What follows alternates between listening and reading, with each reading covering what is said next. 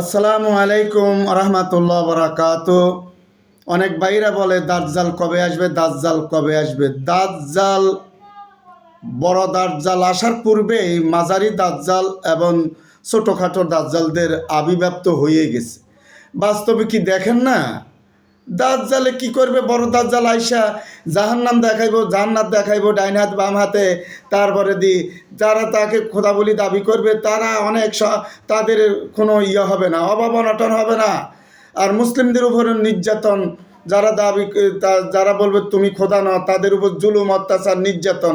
যারা মনে করে যে তারা স্বয়ংসম্পন্ন, যেমন বেনিয়ামিন নেতানিয়াহু যেভাবে মধ্যে ফাটছে, যে অবৈধ দখলদার, জুলুম, মুসলমানদের উপর জুলুম অত্যাচার খুন খারাপি, একই ধারাবাহিকভাবে যে ভারতবর্ষে মুসলমানদের উপরে মোদী সরকার জুলুম অত্যাচার গুম খুম ইত্যাদি করতে আছে।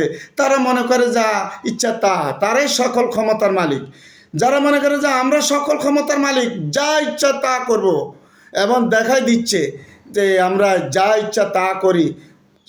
লক্ষ লক্ষ মুসলমান নিধন, হত্যা, খুন গুম নির্যাতন অন্যায়ভাবে অবৈধভাবে, এবং তাদের উত্তরসারী সারা বিশ্বে প্রত্যেকটি পাড়া মহল্লায় যারা নিজেদেরকে বলে আমি এই করেঙ্গা সেই করেঙ্গা, আমি অমুক আমি সমুক, এই যা ইচ্ছা তা করে।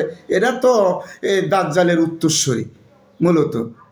কোরআন হাদিসের দৃষ্টিতে দাজ্জাল আসার পূর্বে ছোটোখাটো দাজ্জাল, মাঝারি দাজ্জাল আসবে। এরা তো বাস্তবে এসে গেছে।